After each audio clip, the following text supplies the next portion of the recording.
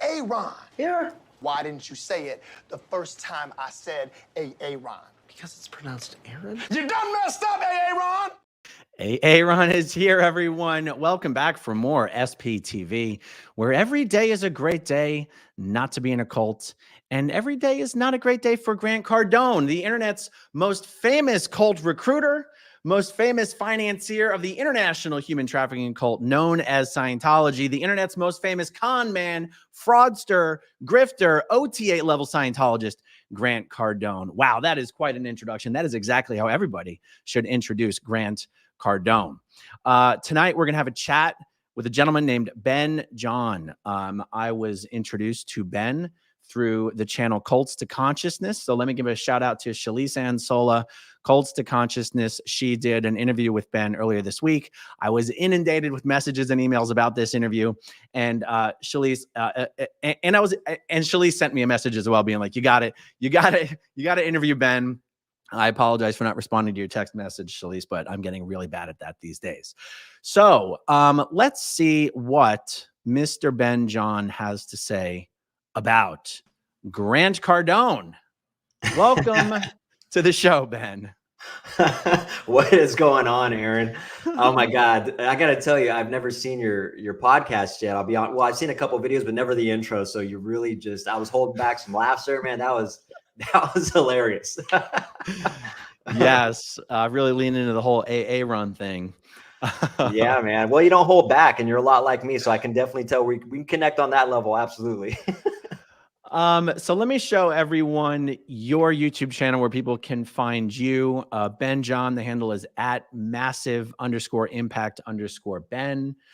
People can also find you on Instagram at Ben's Massive Impact. And then also your website is massiveimpactcoaching.benjaminjohn.net. Where shall we even begin? You know, my viewers have heard me talking about Grant Cardone for a long time. You know, I work in the real estate industry, but that's not why I talk about Grant Cardone.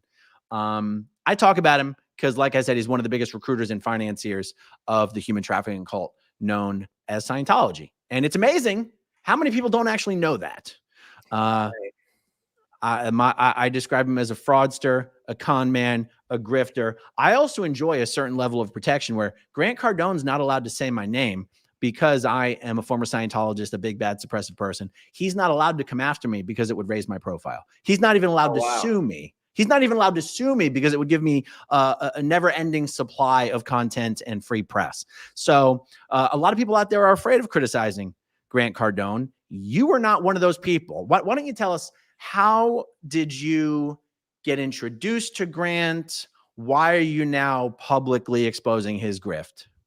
Yeah, man. Well, first of all, yeah, it sounds like I have some questions for you as well. I didn't know that about you. I didn't know you were, in Scientology. So it intrigues me even more about you. But to answer your question, Aaron, as a beginner business, I started my own company, and that was pretty much building Victorian sunrooms, additions to homes. I did that for 12 years before I started my own company back in 2018. And about 2019, after a year of being into this, kind of just starting to get some momentum, I was introduced to a book. Some may know the book as the 10X Rule. And I read the book, and, in itself, on a surface level, it's got some good messages with it, right? 10X Rule is, on the surface is a good message and can be used for good. But what ended up happening was, I connected with him, and I kind of missed the underlying message of the book, which is kind of chase me for success. Come to me, get in proximity, get near me, and I have the answers for you. I have what you're seeking type thing, without directly saying that. That's kind of what's being promoted in all of his books, essentially. And so I went down the rabbit hole. I started paying the money, getting in the rooms with him, going to the networking events, and then slowly got introduced to being what they called a licensee, which now is being, they changed the name to 10X Business Coach, which I invested in that and became a direct partner with Grant Cardone for several years. Amazing. It seems from the outside that Grant Cardone's, all of his success programs, whereas I don't know if strictly speaking, they fit the multi-level marketing model. It seems to adhere to that model in the sense that the next step, the next training program, the next module, the next whatever is going to be the real key to success, and answer all the be the answer to all the reasons why you haven't succeeded yet. Just keep doing more, keep paying. It's very much like Scientology in that regard. Yeah. Let me ask you a question that people ask me about Scientology. What is it at the lower levels or in the beginning that was like the hook that got you to be like, uh-oh, there's something here. I want a little bit more of this? I talked about this with Shalise, and I talk about this very frequently on my social media. I think with, now I can look back and see what one of my biggest problems was. And it was kind of not knowing myself and having just a little bit of doubt, just a little bit of fear. And so even though I was doing successful and having a little bit of fear and really not knowing myself fully and being authentic, and here comes along someone who is self-proclaimed successful individual, multimillionaire, billionaire, whatever he calls himself. And then I see his face all around, he's all over the place. He spends a lot of money advertising and marketing his face to get on all the platforms. So all that combined, now he got in my face, and now, I resonated with him with some of his messages and his touching story about his dad passing away. And, although I didn't have a dad that passed away, I grew up without a dad from the age of 3. So I kind of connected on that level. All that combined, and then here he comes and says, you could be doing more. You may think you're doing well, but you're actually not. You're operating at lower levels. You're performing at lower levels. You haven't tapped into your potential. That type of talk kind of plants the seeds and fed on my doubt and my fear and my uncertainty. And it just grew. How much money all in were you into the Grant Cardone scam for? So, it's funny because on the thing that Shalise did from Pulse to Consciousness, if nobody's seen that, check it out. It says 250K. Although it wasn't directly 250K, when I combine all of the $40,000 here, the $15,000 there, the 10, the 5, all that, plus the hotels, the flights, I broke this down. It was definitely well above 250K. So reality, who knows? It could be 150K actually spent with Grant Cardone, but regardless, there's a lot of money to get me into the rooms, to pay for these programs. And there was a few things that I never actually got the service of. There was a business summit I bought for $5,000. Never got that. Never got an email to join that. There was a 10X growth conference. For those who don't know, he puts on a business conference every year. And I bought my daughter a diamond ticket, which is $7,500. She wasn't able to make it, and they never wanted to refund me that. And I've never asked them for anything. So there's a lot of things that they didn't actually fulfill for me as well. Even being a 10X business coach and a partner in partnership with him, it was pretty wild, actually. One of the things I find interesting about Grant's grift is that, a consultant, normally speaking, and I don't know that he describes himself as a consultant, but, a business consultant, a coach, normally speaking, would be giving you real world, practical advice that you can use.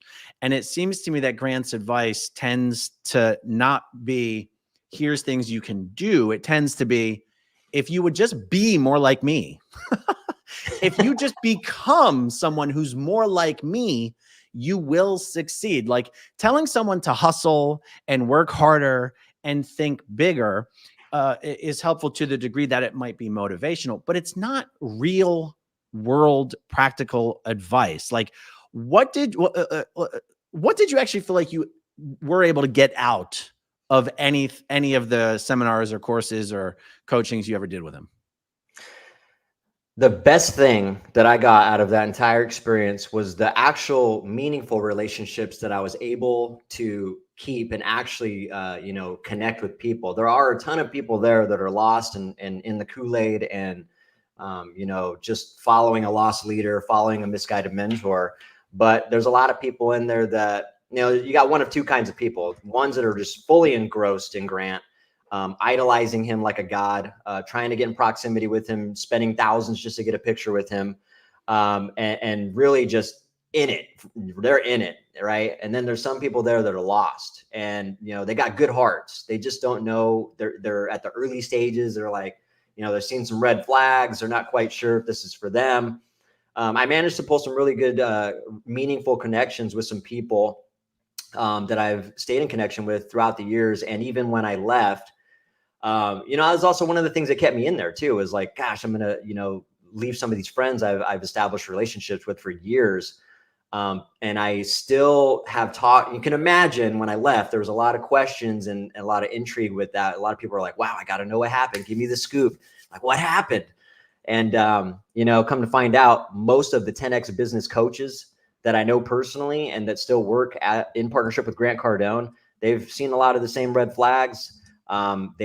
They all have the same excuse. Well, I only take the goodness out of it. I only take the goodness and, I need to get my ROI back. That keeps people in it too, right? They spent $25,000, $30,000 just for that one program, and they want to stay in there and get their ROI before they can justify actually leaving. But there's some crazy stories. I mentioned one of them on Cults of Consciousness where, one of my good friends just described a terrible thing that she went through with Grant Cardone's wife, and, literally calling out a lady in the crowd saying that it's her fault she got raped. And I couldn't believe that. Like, looking at Scientology now, now I can see how that's closely connected. And that's crazy to me, that type of mentality. Let's talk about that for a moment. Let's tell the people that story. Yeah. So this is not my story, but this woman is a good friend of mine, 10X business coach as well. I've known her for several years, and she's one of the people that reached out to me after I separated or disconnected, if you will, or was considered a suppressive person. And she told me the story. We were doing a Zoom call, just like this. And I, after I told her my reasons for it, she was like, yeah, I've seen some stuff too. It's just, I can't believe that this happened. And she described a story about, she was in a room, a couple hundred people with, Elena Cardone. For those of you who don't know, that's Grant Cardone's wife. And she was talking to a bunch of people, and she said, everything in your life that's happened to you is your fault, good and bad. And a woman stood up in the crowd and said, I was raped. Are you saying that was my fault? And Elena Cardone didn't even bat an eye. She said, yes. And apparently nobody left the room. And my friend was the only one that had to leave the room. And because she was overwhelmed with emotion. And as she's telling me this story over a Zoom call, she was bawling with tears. What's even crazier is she's never left that organization. She's still in it to this day, even as bad as that upset her, which is crazy to me now. Wow. Wow. It wouldn't really be obvious to people who are going through Grant's training programs and have no familiarity with Scientology, but to a Scientologist, to a former Scientologist, it's pretty obvious that all he's done is repackage Scientology principles and techniques and sold it as business coaching. To me, that makes it so gross. But I also don't have a lot of exposure to the business coaching space, and I'm not sure whether all business coaching just sort of has that flavor or not. I just don't know. I just know that when I'm looking at Grant Cardone, the super Scientologist, and my experiential track is having been born and raised in Scientology and working for them at the most dedicated levels, to me, all I see and hear in Grant Cardone's rhetoric is Scientology. And it's just, it makes me cringe. What's crazy? It's crazy, Aaron. I watched one of your interviews with God, what was that? I can't remember the name of that now. Something Hot podcast you were on with that guy talking Cleared Hot with Andy Stumpf. Yes, Clear and Hot. And you were talking about how some people, Grant doesn't talk a lot about Scientology. He doesn't really talk about his involvement with that. I was in it for 3.5 years and I didn't even know he was a Scientologist. How crazy is that? I didn't even know anything about Scientology up until a month ago when I found out that he was a Scientologist. And I was like, what is that? I've heard of it, never looked into it, finally looked into it and started connecting the dots. So what you said there, what you guys were talking about is spot on. He's not very outspoken about it. But after looking into Scientology, he's definitely operating the exact same way. And the whole business model is operated the same way too. It's so interesting because it's this weird dichotomy where he will talk about Scientology on some of the biggest platforms where he does interviews. And it does it sort of telegraphs to Scientologists that Grant Cardone is always talking about Scientology and his businesses. And yet to those who actually go through it, he doesn't. I don't actually know how to explain it, but You know what it is? It's probably because when he goes on these big giant platforms, these big podcasts, he's not the one who brings it up. Other Yeah. people bring it up, and he just does his best to give as good of an answer and or deflect as Deflect much is as the biggest possible. one. Yeah. He seems to deflect very well. Yeah.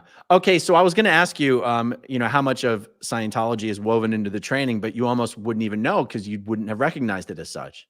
Well, so the biggest key factor that's relative to Scientology is that there's always another level, man. You can never like get to the top, and if or OTA or whatever that nonsense is. It seems like there is no OTA, or actually, if there was something relative to OTA, it would be what they call platforming. And I talked about this as well when I bought a $40,000. So another guy that people don't talk about, who's a direct partner with Grant Cardone, is Brandon Dawson. I've been calling him out as well. He's got a big claim that he sold his business for $150 million and then came into partnership with Grant Cardone. And he pretty much does the 10X 360 program, which is a 2-day event. It's $40,000. I bought that program. I bought it directly from Brandon Dawson after I had a conversation with him while I was intoxicated. So that's a whole nother thing I noted too. And I didn't even realize that, but that's all planned out too, how they do 3-day events. You get there early, they exhaust your ass.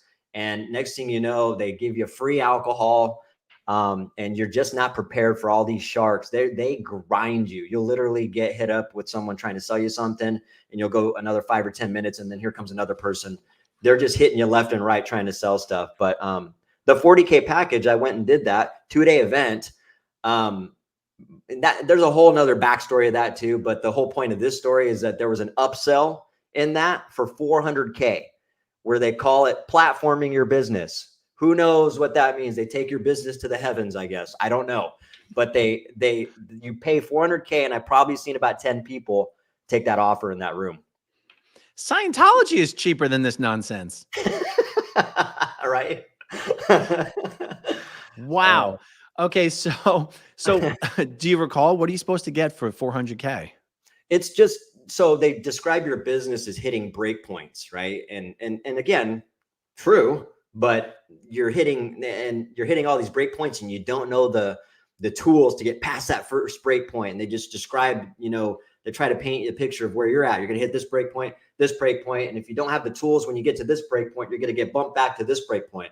And so in order to skip all that, you got to do the big investment, and you're not serious unless you actually are ready to put forth this amount of money. But if you do it, we're going to platform you, and we're going to turn your business, pretty much just have a turnkey successful business that's effortless and just a money-making machine, is kind of the way it was described.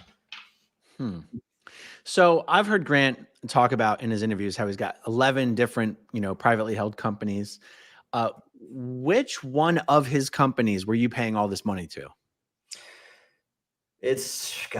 So the most of my money went to networking events, and then programs, courses, much like that one, right? They got the 10X 360, they got 10X Stages, which is in partnership with Pete Vargas now.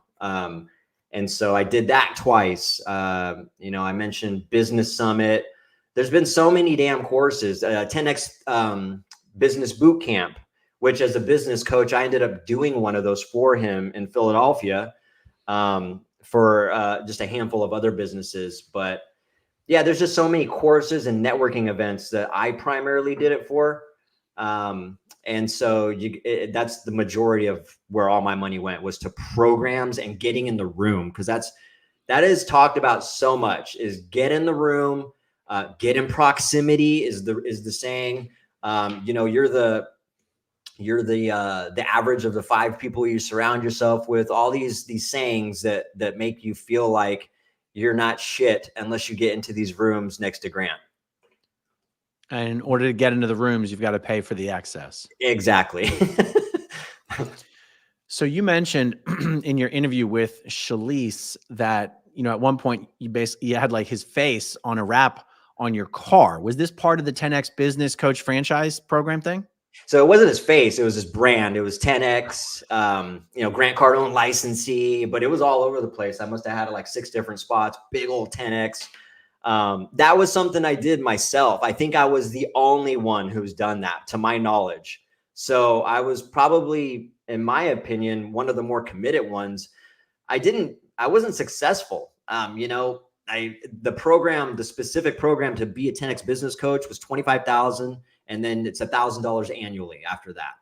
And to my knowledge, there was about 400, maybe there's more now, 10X business coaches globally, but they're not successful. They're all in the same boat. I've never heard any of them. There may be a couple, probably you can count on one hand, the successful business coaches, and probably not that successful. So yeah, I was one of the more known ones that was like really committed, to the point to where when you see my face, you see Grant, you see 10X, because it was all over my house and all over my truck. And I talked about it 24/7. Okay. So help me understand how the 10X business coach franchise program is supposed to work. Are you supposed to bring in people who sign up for the 10X seminars, or are you supposed to recruit other business coaches? What was the deal? Yeah. So you do all that. You can definitely bring in others to be a 10X business coach, and you're going to get a commission, very small commission too. And then the other way is you can sell his products and his service and his programs. So like the same type of services and products that I bought, I could now sell and make a commission off of that. So is this in fact a multi-level marketing structure? Yeah, in that sense, that is exactly the way a multi-level marketing company is structured. Absolutely. So if you recruited someone who signed up as a business coach, you said you get a small commission on that. But then let's say they recruit someone to be a 10X business coach. Are you getting commissions on the people they recruit as well? So that part, I don't know. That's more of a pyramid, which I guess would be a classical, I don't know what you call that. Is that what a Ponzi scheme is, I guess? Well, no, that's an MLM. That's multi-level marketing. Okay. See, I don't know, but I imagine that is set up that way. I know that directly, if it's one-to-one referral, you definitely get a commission. I don't know if it kind of spider webs into the pyramid process or not. I didn't even get that far. Okay.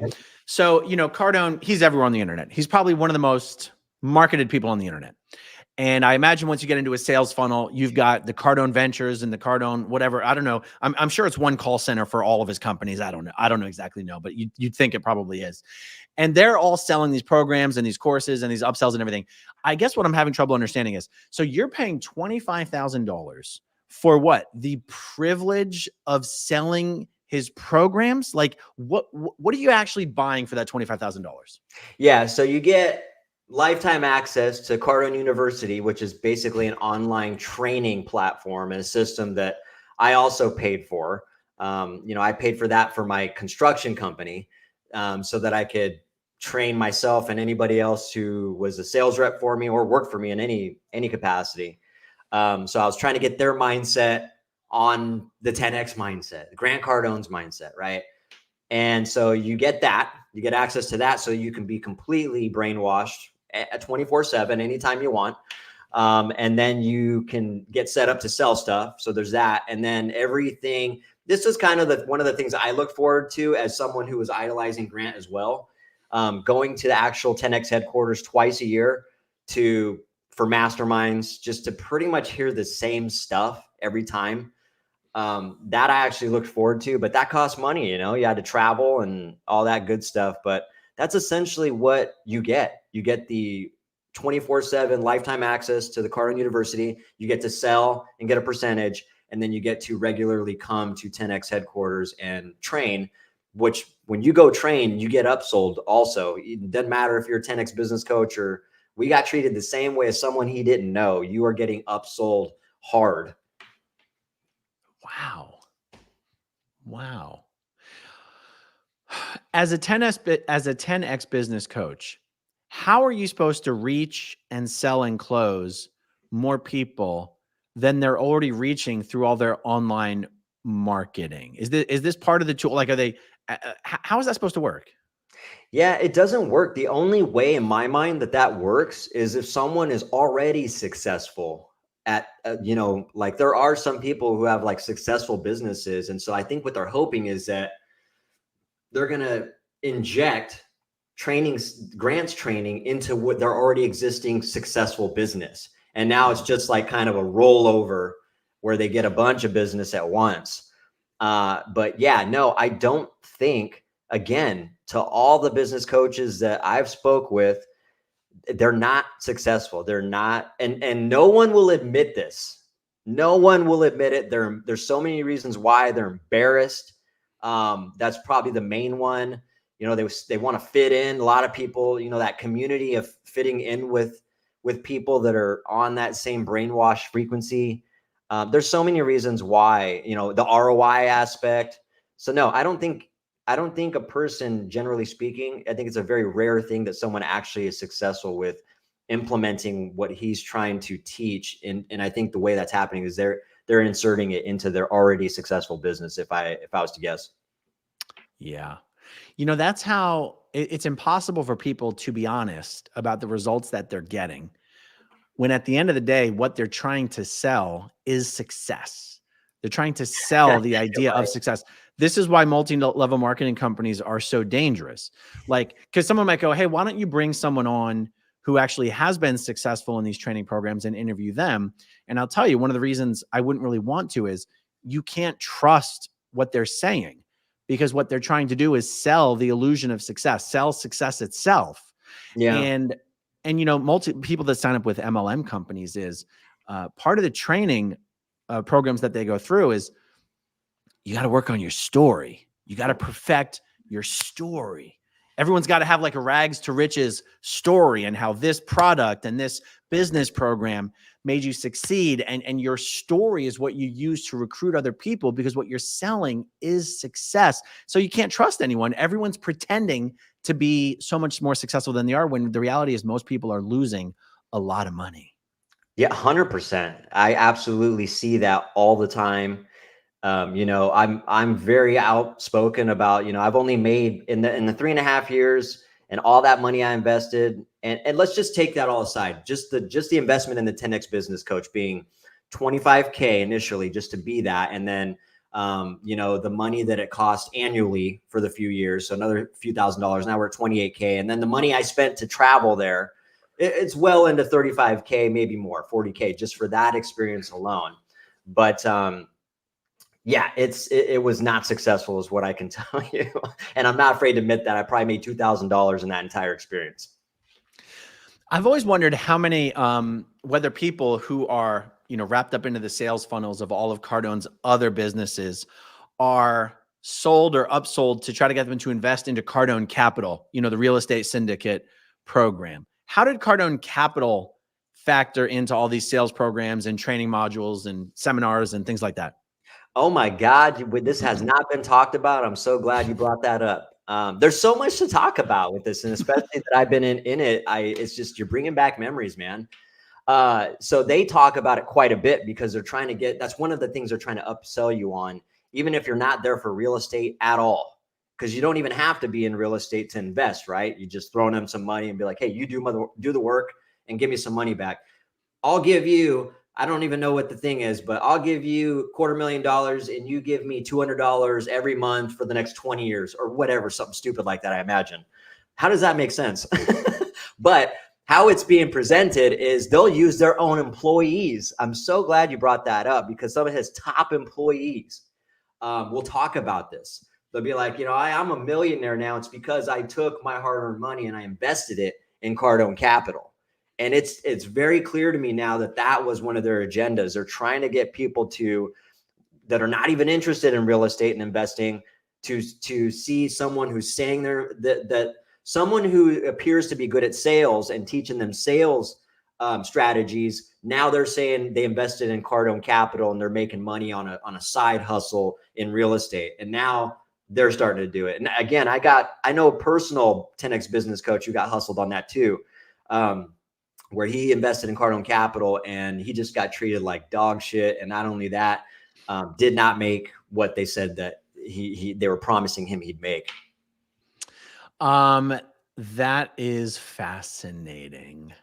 I don't want to overspeak on this point, but I believe there is something legally questionable about marketing a real estate investment product to people who are in sales funnels of disrelated companies. And I'm not a lawyer. I don't want to speak too strongly on it, but I've been told that there's some possible questionable legal issues there. And I've always wondered how that worked, because Grant does say that his end goal is to become a bank. He wants to open a bank. He wants to be a bank. He wants to get a bank license. He wants to open a bank. Yeah. And that is also related to his real estate business. And it's very clear to me that all of his other privately held companies are simply to attract as many people as possible into his sales funnel so that he can upsell them to the final destination of real estate and financial products. Yeah, it does seem like that is the final destination. I think I agree with you 100%. It seems like out of all the stuff he pushes, all the stuff he talks about, in the end, it always comes back to real estate, I've noticed. Yeah. Real estate syndicates work great for the person who's running the syndicate. Right? Doesn't work that great for everyone else. Let me see. There was another question I had here. What was the turning point or the breaking point for you? Like what? Because someone might go, oh, well, this is what the MLM people say. Lots of people sign up for business, but in the business world, only the top performers excel and succeed. And it's not for everyone. And if you fail, it's your fault. And you're just sour because you spent a lot of money, but you didn't bring the hustle. You didn't work hard enough. You didn't commit yourself. And now, this is how MLM people think. This is how the Cardone people think. If you fall out and you succeed, it's because you didn't try hard enough and you're just bitter. And now you're salty. It's just like, it's what Scientology says about everyone. As well. Oh yeah. I got put in that box big time. Especially when I came out, everybody said I was a hater. I'm jealous. I'm not successful. I'm hurting. I'm angry. All that stuff, man. It's still being said about me. They want to put me in a box, and this is a way to protect and to prevent somebody from ever having to confront their false confidence and defend something that they're supposedly passionate about and believe in. So for you, what is the difference between a program where someone just didn't succeed with it because they didn't have what it takes? What's the difference between that and the difference between, oh, this is like a ripoff, this is a scam? What made you go, oh, there's something actually like this is unethical, this is a ripoff? That is a very, if I was to answer that, it's a long answer. So let me try to, it wasn't anything. So throughout those years, there were red flags. There were feelings I got that were not right. There was things that were flat out evil that I seen that I was like, wow, did nobody else see that? And I ignored it and justified it in my head why, I should let it go or not worry about it. I had without getting deep into this, I don't know if you caught that part of Shalice's, the podcast with Shalise and Cults of Consciousness, but I had like a moment in my life where it almost felt like I was being told to sit down and pay attention to everything I've been ignoring. It was like a flash, man. All the moments, like, I guess it's like life flashing before your eyes type moment. But instead, it was all the red flags flashing before my eyes moment. And they all just hit me. And I was just like, wow, I totally was blinded to all that stuff. And you couldn't have talked me out of it, man. There were people that flat out told me, friends, family, like, you're in a cult, dude. And I just didn't believe that. I thought, they were suppressive, if you will. So I ignored it. I'm thinking, well, they don't, they just don't, they're on a lower frequency or whatever. Or they just, they don't believe in themselves. Or I told myself those things to ignore those signs as well. But yeah, man, it was a moment outside of that woke me up. And once that happened, it all just hit me. It was just like the floodgates were open, and I seen everything throughout the years that I ignored, and I was not going to ignore it anymore. And so, yeah, it was about a couple weeks prior to me publicly coming out with that I went through some massive changes in my life. And what's crazy is, I'll tell you this, everything I was chasing for almost 4 years prior to that literally fell in my lap in a couple weeks. And I'm not even kidding. Everything money I was waiting on for 3 years, people I've been reaching out, celebrities I was reaching out to for 5 years, opportunities, all in 2 weeks. It was quite remarkable. Wow. So a moment ago, you used the word disconnection. Is that because you've been doing a little studying on Scientology, or is this terminology that exists in the training programs? It does not. No, they do not talk. That's all new to me. The only reason I'm bringing that up is because I watched the Scientology documentary and watched some videos like yours. It's quite funny, you know what I mean? And then I watched the Vlad interview. Yeah, I sequence all that. I poke fun at Grant and other people as well. There's other people that are self-serving entrepreneurs and misguided mentors, as I call them, as well, out here bullying people, doing all kinds of just fear-based strategies to hook you. And so, yeah, I sequenced that exact video you're talking about where Grant got confronted with Xenu, and he was like, he just completely shut dude down. And so I made a little funny thing because I noticed, I was like, wow, he didn't even answer that. And he completely fucking deflected it. And I was like, I got to bring this up. So, and I made an explanation of who Xenu was in case people didn't know. It was pretty funny. So I poke fun at it. It's quite funny to me now. And I'm trying to wake people up in that process as well.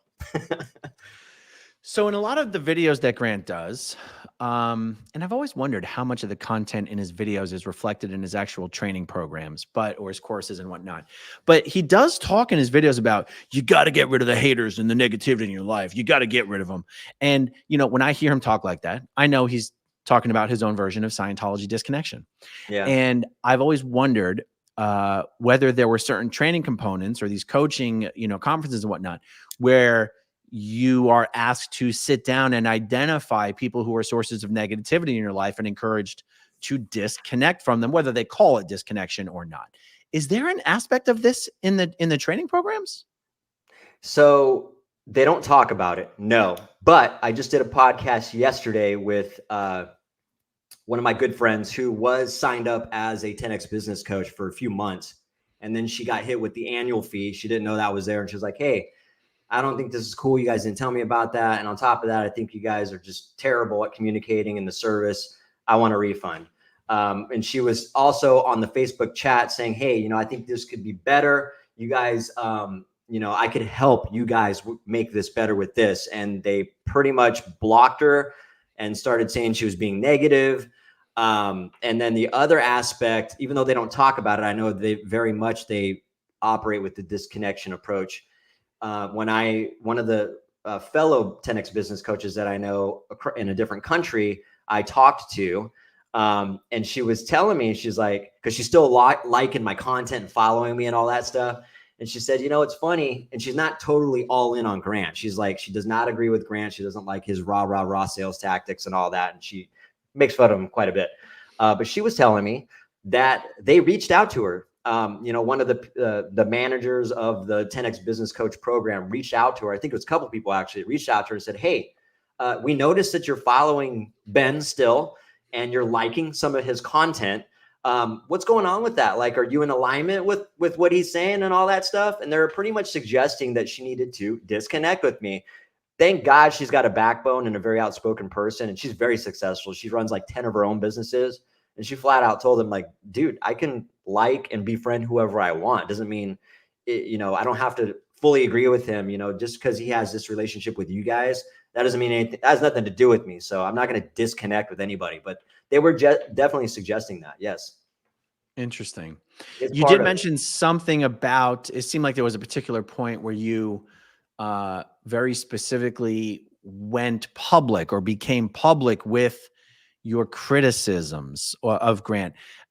Is this something that was necessary? Let me clarify the question though, because I don't mean, did you really have to do that? That's not what I mean.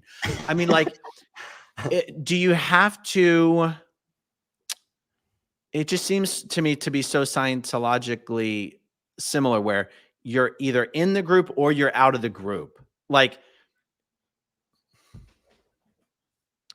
I feel like I'm not asking a good question. What made it necessary for you to have to, what was the public stance that you were now taking? How were you taking it, and who were you delivering that message to? Yeah, that's a great question. Beautifully put. So my stance is I like to refer to myself as being the modern day David and Goliath position. I view him and many other people who, again, I coined the term self-serving entrepreneurs and misguided mentors. They are damaging people and taking advantage and preying on people's fear, doubt, and uncertainty, especially in the entrepreneurial space and people who have businesses or just starting out. And I'm here to wake them up. I'm not here to convince anybody. I want to share my story and give you my opinion. It's up to you to discern. I don't want followers. I don't want anything from anybody. I just want to put the message out there. And if something resonates with you, if you've noticed something or ignored something and the light bulb goes off, I'm going to suggest you lean into that and don't ignore it. That's my position. And on top of that, through that experience, I had to go through the dark to see the light. That's why I say, now instead of teaching what Grant teaches, the whole press, negotiate, ask hard questions, close, follow up, and then follow up a bunch more. That's not how I teach business. I'm teaching business the way it should be. And that's to just give them a good experience, give them all the information they need, answer their questions, and leave them alone.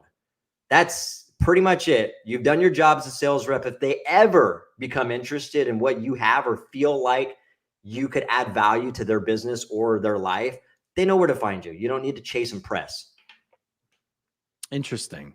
So you mentioned misguided mentors. What was the phrase that you said you coined? It was the Misguided Mentor. Yeah, that's the first book I wrote, and I didn't realize when I was talking about that. It's a story about my early entrepreneurship and then how I met Grant. What I didn't realize was at the time I wrote it, I was a misguided mentor, and so it's quite fascinating. So the new book I'm going to write, it's called Today's Misguided Mentors, and you'll be able to juxtaposition the two now. And I'm pretty much enlightening people with some of the stuff I just mentioned. There's a ton of stuff that nobody's talking about, and we've talked a little bit about some of it. But I'm gonna break this open, man. That's awesome. No, there was a phrase that you used, but misguided mentors was the second half of the phrase. What was the first half of the phrase? Self-serving entrepreneur. Ah, there you go. Self-serving entrepreneur and misguided mentors. So you say they're damaging people and they're taking advantage of entrepreneurs. How are they damaging people? So first of all, they're getting people to chase them for success. Instead of saying like, you have the answers inside of you, instead of uplifting people the way they should and say, hey, you already have everything you need inside of you. Once you know that, you're not going to go chase it. All the right communities, people, the right resources, all that stuff's going to be placed in your life at the exact right time. And your conscience is just going to know it's the right thing to do. It's going to be undeniable, much like everything falling in my lap in a 2-week period. I know what that's like, and I promise it's true. Everything I was chasing ran further from me. As soon as I stopped chasing it, it was already there the entire time. So that is one way. And not only that, the most damaging thing is they're teaching people to do the same thing to other people. So not only are they getting sucked into this, now they're operating their business. And a good example of that is my business was doing great until I got connected with Grant. It actually started doing worse. And that's because I started implementing something that was not in alignment with me. I started chasing money, and my customers could feel that. I went from actually caring for them completely to chasing their money. And I still, thank God, had a good heart deep down, but I still was in the back of my head doing what I was taught, and that's going after the money and an outcome. Interesting. So when you came out publicly that you were kind of taking a stand against this, I forgot the phrase again. What was the first part? Something on self-serving entrepreneur. Self-serving entrepreneurs. Were you officially contacted by any of Grant's people that were like, hey, did they offer you a refund to go away? Did they offer you anything to stay quiet or anything like this? Not at all. I'm actually shocked. If you go into my Instagram, in my highlights, there's a file that I put my old mentor, and I documented all of it from the very first email that I sent them. Very professional, very calmly just said, hey guys, just a heads up, I'm no longer in alignment with Grant. You can go ahead and cancel all my stuff. I don't want to be a part of it. In the meantime, I'm inviting Grant to have a conversation with me to explain to me why he thinks it's okay to treat people the way he does and teach them the things that he's teaching them. I think that's the least he can do for me, since I've spent, almost $250,000 and donated thousands to his organization, with love and compassion or something like that. It was very, very straightforward, very non-aggressive. And after that, they started blocking me. Actually, not at first. I started posting and they were watching it. They were all watching it. And then I noticed they blocked me. Because I was calling him out directly, saying, hey, I'm still waiting for you. And then it got to the point where I was calling him out to a boxing match. That was just fun, because I realized like the only thing he values is his ego and masculinity. So I was like, yeah, maybe if I come after that, it might draw him out of the shadows a little bit. So it was quite funny. I started calling him out to a boxing match, and then I used his own sales tactics to follow up with him on the boxing match. So it became entertainment after that. Okay, I have to ask, the endlessly parodied interview between him and Jordan Belfort, where he's trying to explain no interest is the level of interest, which comes straight out of Scientology. I feel like this is going to be like, that is an L. Ron Hubbard thing. Yeah, no interest. No interest is part of this scale of interest.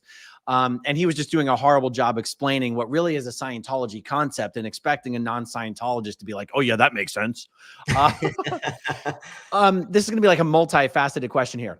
So as a part of, when you were part of basically the Grant Cardone cult, essentially, what did you make of the fact, or were you even aware of the fact that he's just endlessly criticized online for being a con man and being a grifter and being a fraud and being a fake billionaire? Like, people, I know there's sort of this meme that people go, oh, people hate success. In my experience, people don't hate success. People want to be successful. The fact that Grant Cardone is just known by his peers, and I say peers, to be a con man and a liar and a fraud.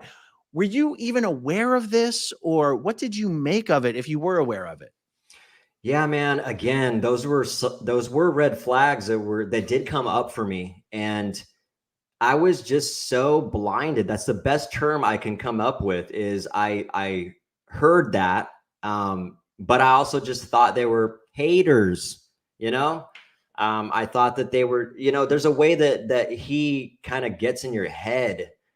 It's the best way I can put it, man. It is straight up a form of inception, almost, if you will. Where I just looked at these people as, being, I look at them. Here I am, I took the leap. I started my own company, and the people that are saying, hey, he's not successful, he's a con man, he's a fraud. I would look at them and judge them and be like, hey, well, you're still working a 9 to 5, man. And like, maybe I'm on the right path, and maybe you're just hating on me because I'm going the right direction. There's ways that you talk yourself into ignoring that stuff. And I'll never forget it. My best friend was living with me when I really started early getting into Grant. And he said to me, he's like, it'd be funny, man. He didn't even say it any other way than the way I'm about to say it. He was like, what's funny? He kind of looks like you actually too, with the bald head and the beard. He's like, be a trip, man, is if like you found out that just all this is just bullshit. Like he really isn't that successful. He really doesn't own any of the stuff he owns, and all this stuff. It's really all just exaggerated.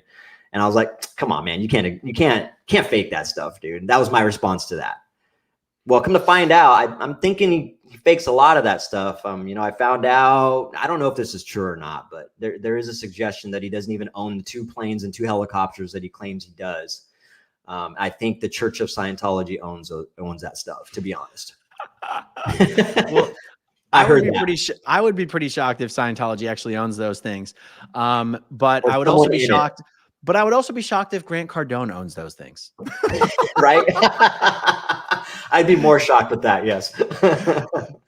Did you, just because I mentioned it, I have to ask you, had you, when you were still in the cult of Grant Cardone, did you see the Jordan Belfort interview? Yeah. By the way, I like that we're calling it the cult of Grant Cardone. Oh my God. Hilarious. Yeah, so that was the first video that I sequenced, and I called Grant Cardone out to a boxing match. I had the thought already on my head of like, God, how can I come after his ego and his masculinity? And during that time, I befriended a guy in London who's an old bare knuckle boxer fighter, and he trains people to spar and does public speaking now. And he's a good friend of mine now. And he came over, I flew him over. We spent a week together. It was the first time I ever hit hit the pads. And then now he's been kind of training me from afar. I just post some videos of me hitting. He's like, yeah, that looks great, bro. You're doing this. Now what I want you to do is this. So he's been able to actually train me from across the country. But I had the thought, it was lingering in my head. And then I had an Instagram live with someone who was defending Grant Cardone.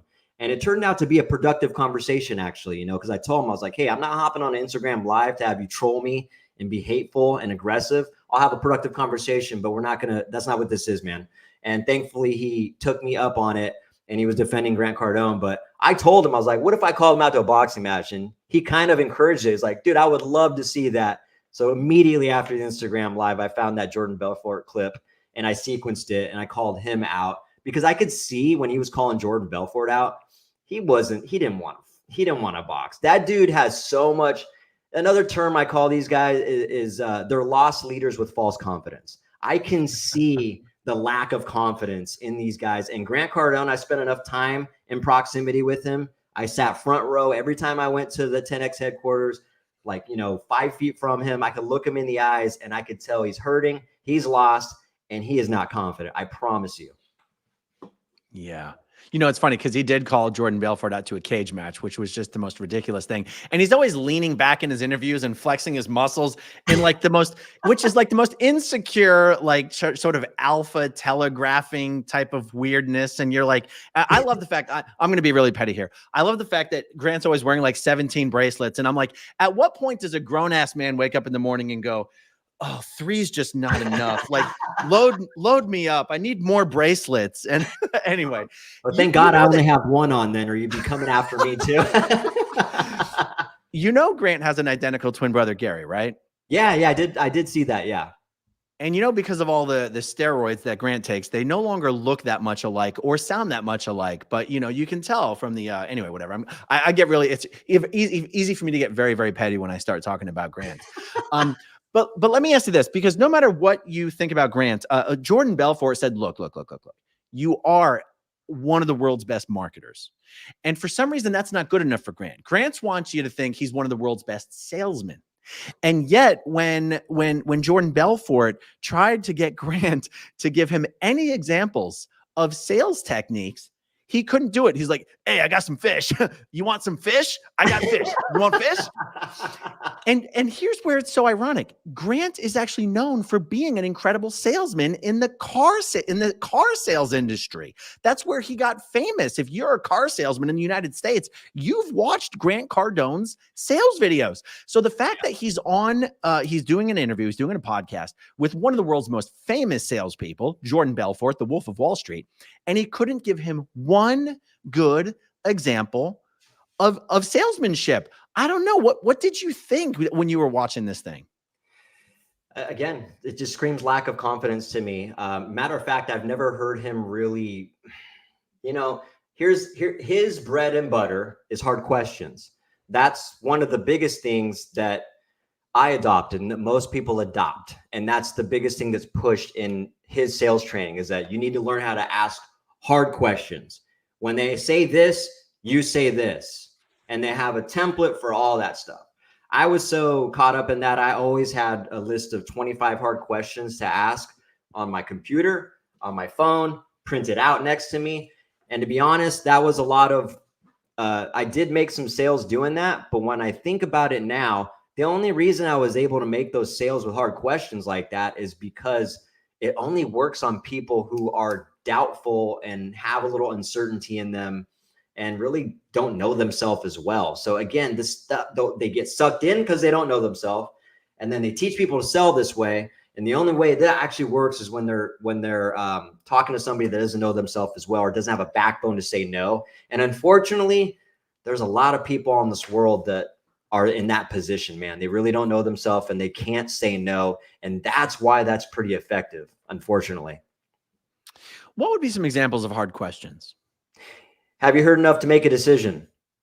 Other than money, what would be the other reason why you wouldn't want to move forward with this? I've used all that to follow up with Grant on his, you can hear some of them on my follow-up with the boxing match. Because I would use that as a joke, you know, like, other than money, is there any other reason why you wouldn't want to move forward with this? You know, so my example of that would be like, hey, Grant, other than lack of confidence, is there any other reason why you wouldn't want to take me up on this? So I kind of played around with it a little bit, but you know, to be honest, I tried forgetting all those hard questions because they don't serve me, dude. Like, I don't need to press when you are asking and probing, as they call it. What a terrible term, right? You don't want to probe your customers. When you're probing, you're pretty much tapping into you're unconfident. Like, it screams lack of confidence. Like, the person who doesn't press is confident. That's my whole perspective of it now, and I can clearly see that. Like, if you're trying so hard, that means you are lacking confidence. I can see that. Otherwise, you wouldn't need to try at all. Like, you should just be confident you gave them a good experience and did all those things I was telling you about that should be done in sales. But yeah, there's a plethora of hard questions that he teaches to utilize to tactics. I'll call those tactics because that's what they are. They're not effective strategies. They're tactics to deceive is what they really are. Interesting. Okay, another question. Grant has very publicly given what I would consider to be some of the most destructive financial advice to your average American, your average young person, you know, a new family. Buying a home is the worst decision anybody could ever. Buying a home is the worst financial decision anybody could ever make. And you go, yeah, dude, buying a home was one of the best financial decisions anyone could ever make. And I've always wondered, how do Grant acolytes hear him give advice like that publicly on some of the biggest platforms and not go, oh, this guy's a con man?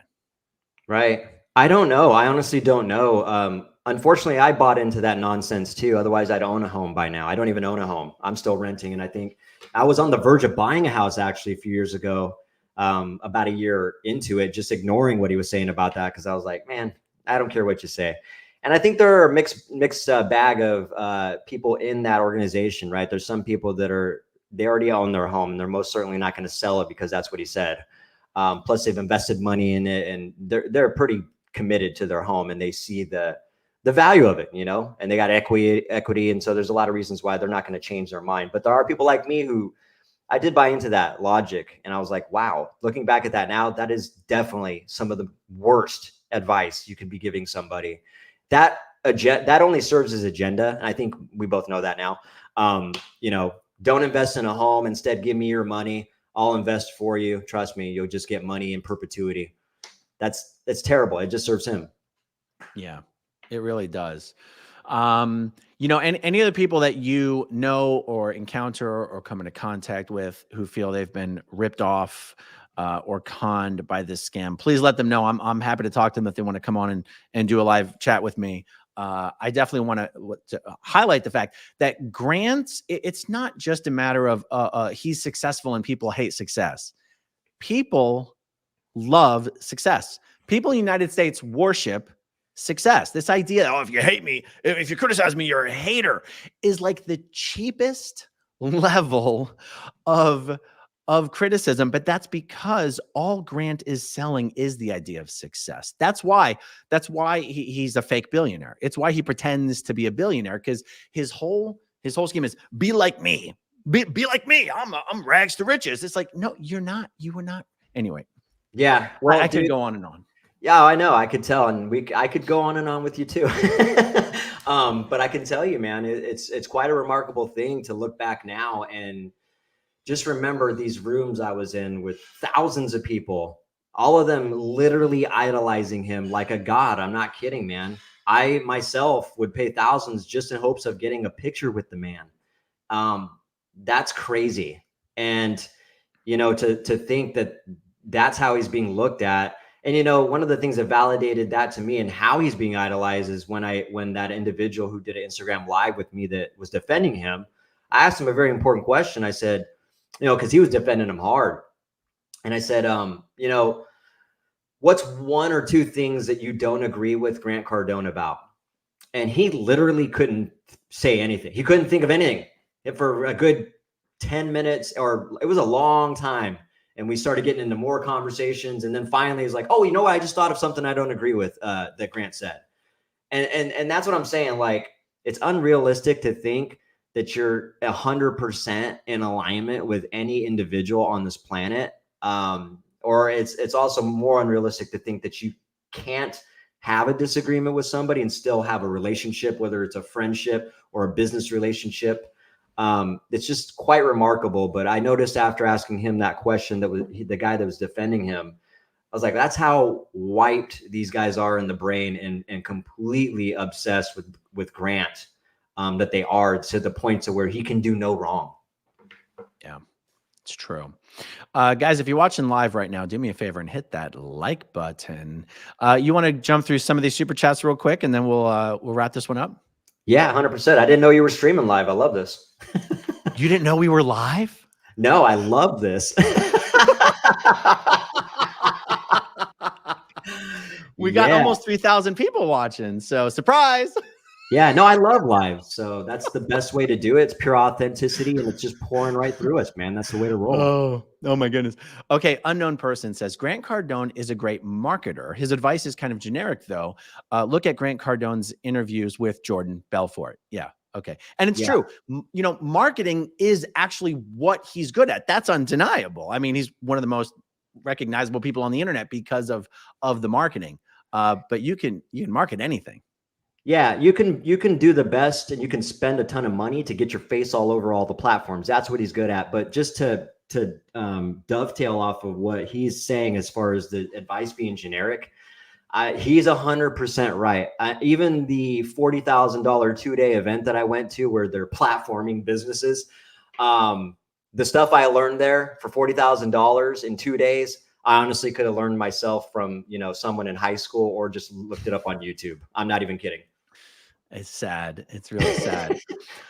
Okay, Chris 10M says, doesn't this repackaging Scientology make Grant Cardone a squirrel? Isn't that a high crime? So this is more of a Scientology-related question.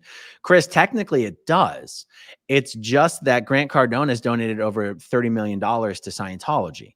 So if he, there are a lot of Scientology business consulting front groups that essentially pay Scientology a licensing fee to be able to sell business courses that are essentially just Scientology repackaged. And in essence, that's what Grant has done.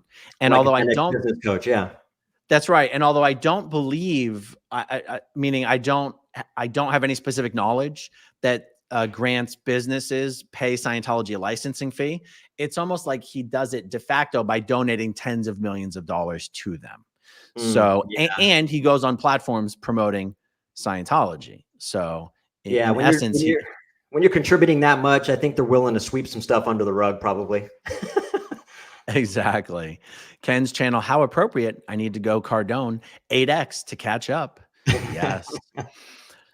Okay, let's see. Empirical truth. Is Gary Brecka a Scientologist? He is a 10X guy with Grant Cardone on his main page, and who also claims he healed Dana White. Oh, so this is the 10X health systems.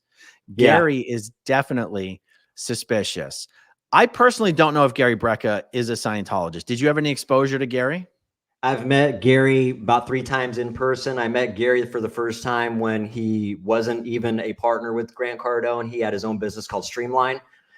And he seemed like a good-hearted dude. One thing that really struck me and rubbed me wrong was when he's on stage talking about how he can predict people's death up until the very day or hour even. That's his big hook, that he can predict when you're going to die to the day. And that's pretty crazy to say that. That's a huge claim. So I've been meaning to do a video about that. It just never rises to the very top of my list on any given day. But that's how, assuming that their stories are, that you can believe the stories and it's not just marketing BS. That's what they said. That's how they say they got Dana White. That when Dana White goes and tells his story, Dana White, the president of the UFC, on how he got connected up with Gary Brecka and 10X Health Systems, he basically goes that Gary, they did their test and they did this and they told me exactly when I was going to die. And I'm thinking to myself, how stupid are you? Right. How can someone who has been so successful financially and in the business world and the marketing space be so stupid as to think that somebody can tell you the day you're going to die? Like, that is the most cheap marketing, or one of the cheapest sales tools I could possibly imagine. And Dana White swallowed it hook, line, and sinker. Yeah, you know what it is, man? It goes back to what I said. It just takes a little bit of doubt or a little bit of fear. And even Dana White had a little bit of uncertainty in his health, right? go in any department, when you got a little bit of that, these people with scams come into your life at the exact right time. And that's when they're most successful. Yeah. It's incredible. Linda Indrisi, as a CPA in public practice, a business degree, 20 years experience, coaching clients with their businesses is my job. These 10X courses are a scam. Yeah, they are a scam. All right. So let's see. Before we wrap it up, I want to show everyone one more time where they can find you on YouTube at Ben John. Handle is at massive_impact_Ben. You can also find Ben on Instagram at Ben's Massive Impact. Thanks again to Shalise Ansola at Cults to Consciousness for introducing me to you and making me aware of you. I really appreciate that. Let's see. Down the Rabbit Hole News. Always good to see you, Rabbit. Doesn't Cardone's wife speak against human trafficking? So shame a victim and say it's her fault. Wow. Yes. I mean, wow, that's interesting. I didn't know that she speaks against human trafficking, but yes, if she has, and if she does, that would definitely go against the victim shaming, and especially one so atrocious as rape, and saying that that's their own fault. And more importantly, without even knowing that person's story, just being so quick to say it was your fault. That is, yeah, that's how deep in the Kool-Aid she is as well. It's incredible. All right, guys. Well, thank you for hanging out with us this evening. Much appreciated. Thank you, as always, to everyone who watches until the very end. I'll talk to you soon. Take care, brother. Okay, if you want to see my rock and roll songs, click right on this guitar.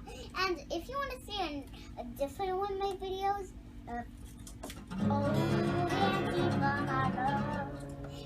then you could click right inside here. If you have subscribed or not, subscribe right here. Bye.